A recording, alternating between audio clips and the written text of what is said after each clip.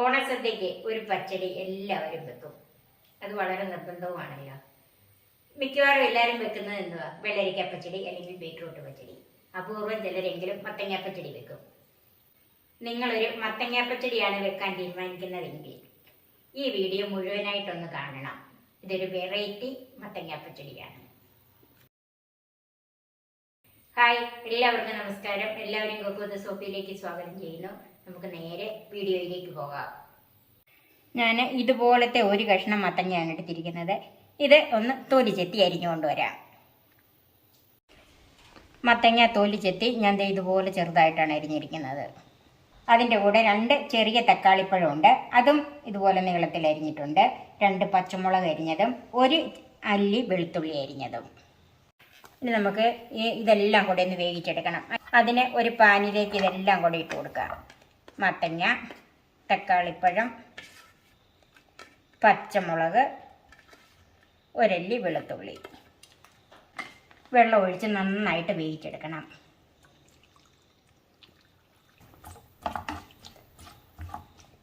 അതിലേക്ക് 1/2 ടീസ്പൂൺ കാശ്മീരി മുളക് പൊടിയും 1/2 ടീസ്പൂൺ മഞ്ഞൾപ്പൊടിയും നന്നായിട്ടൊന്ന് മിക്സ് ചെയ്യാം.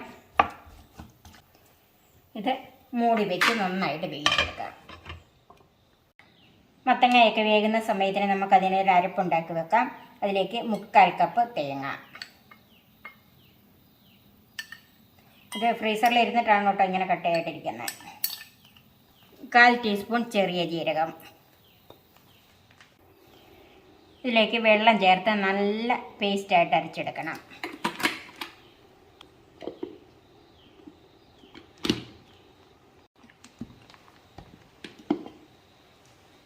ഇതിലേക്ക് 1/4 ടീസ്പൂൺ കടുകും കൂടെ ചേർത്ത് ഒന്നുകൂടെ ഒന്ന് അരച്ചെടുക്കാം.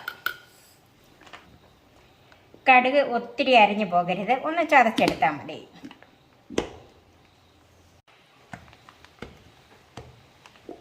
കടുകും കൂടെ ചേർത്ത് ഒന്നുകൂടെ ഒന്ന് അരച്ചെടുത്തിട്ടുണ്ട്. ഇത് നമുക്ക് മാറ്റി വെക്കാം. ഇതിൻ്റെ വേവ് എന്തായെന്നൊന്ന് നോക്കാം.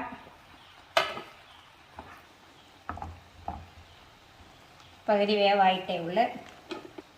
ഇതിനാവശ്യത്തിനുള്ള ഉപ്പ് ചേർക്കാം.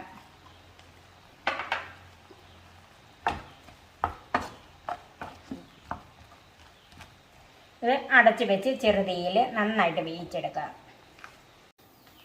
ഇനി നമുക്കിതൊന്ന് നോക്കാം. മത്തങ്ങയൊക്കെ നന്നായിട്ട് ഇത് വെന്ത് ഉടഞ്ഞ് വന്നിട്ടുണ്ട്. ഒന്നുകൂടെ ഒന്ന് ഉടച്ചു കൊടുക്കാം.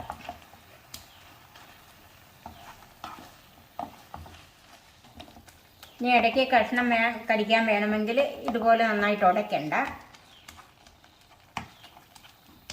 ഞാനിപ്പോൾ ഇത് നന്നായിട്ട് ഉടച്ചു കൊടുക്കുകയാണ്.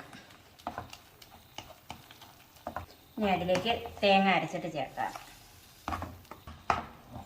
എല്ലാം കൂടെ ഒന്ന് മിക്സ് ചെയ്യാം.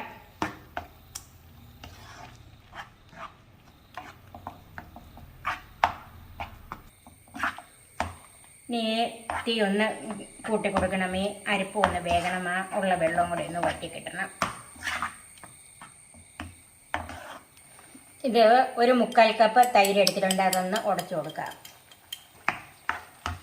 അരപ്പിലെ വെള്ളമൊക്കെ ഏകദേശം ഒന്ന് വലിഞ്ഞ് വന്നിട്ടുണ്ട്. തേങ്ങയൊക്കെ ഒന്ന് വെന്ത് വന്നിട്ടുണ്ട്. ഇനി നമ്മൾ ഉടച്ച് വെച്ചിരിക്കുന്ന തൈര് ചേർക്കാം.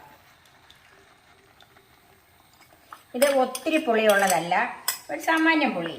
ഇനി പുളി കൂടുതൽ വേണമെങ്കിൽ പുളിയുള്ള തൈര് ചേർത്തോളണം. നന്നായിട്ടൊന്ന് മിക്സ് ചെയ്യണം. ഈ സമയത്ത് ഇതിൻ്റെ ഉപ്പും പുളിയൊക്കെ നോക്കുക. ഉപ്പ് ഞാൻ നോക്കിയപ്പോൾ എനിക്ക് കറക്റ്റാണ്. ഉപ്പും പുളി എന്തെങ്കിലും കുറവുണ്ടെങ്കിൽ തൈര് കൂട്ടി ഒഴിക്കുക, എന്തെങ്കിലും ചെയ്തോണം, അല്ലെങ്കിൽ ഉപ്പിട്ടോണം. അപ്പം നന്നായിട്ട് ചൂടായിട്ടുണ്ട്. നമുക്കിത് മാറ്റി വെക്കാം. ഇനി നമുക്ക് കടുക് വറുക്കാം. ചൂടായി ഒരു പാനിലേക്ക് വെളിച്ചെണ്ണ ഒഴിക്കാം. ഒരു 2 ടേബിൾ സ്പൂൺ വെളിച്ചെണ്ണ ഒഴിച്ചിട്ടുണ്ട്.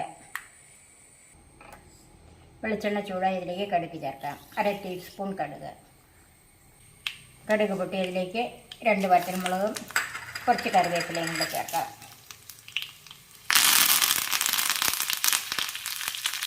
വറ്റൽമുളകും കറിവേപ്പിലയൊക്കെ മൂത്തിട്ടുണ്ട്. തീ ഓഫ് ചെയ്യാം. കടുക് വറുത്തത് പച്ചടിയിലേക്ക് ചേർക്കാം. അല്പം മാറ്റി വെച്ചിട്ടുണ്ട്. ഇതൊന്ന് അടച്ചു വെക്കാം. ഇനി നമുക്കൊന്ന് നോക്കാം. ഇനി ഒന്ന് മിക്സ് ചെയ്യാം. മത്തങ്ങ തക്കാളിപ്പഴം പച്ചടി റെഡിയായി. നമുക്ക് സർവിങ് ഡിഷിലേക്ക് മാറ്റാം. ഈ ഓണത്തിനൊക്കെ ഒന്ന് മാറ്റി പിടിച്ച് ഒരു പുതിയ പച്ചടിയൊക്കെ ഒന്ന് ഉണ്ടാക്കി നോക്ക്. എല്ലാവർക്കും ഇഷ്ടപ്പെടും. ബാക്കി വെച്ചിരിക്കുന്ന താളിപ്പ് കൊണ്ടൊന്ന് ഗാർണിഷ് ചെയ്യാം. നിങ്ങളും ഈ പച്ചടി ഒന്ന് ട്രൈ ചെയ്ത് നോക്കണം. എൻ്റെ ചാനൽ സബ്സ്ക്രൈബ് ചെയ്യാനും എൻ്റെ ഫേസ്ബുക്ക് പേജ് ലൈക്ക് ചെയ്യാനും ഷെയർ ചെയ്യാനും കമൻറ്റ്സ് അറിയിക്കാനും മറക്കരുത്. പുതിയ പുതിയ വിഭവങ്ങളുമായി നമുക്ക് വീണ്ടും കാണാം. ഞാൻ സോഫി കുര്യാക്കോസ്.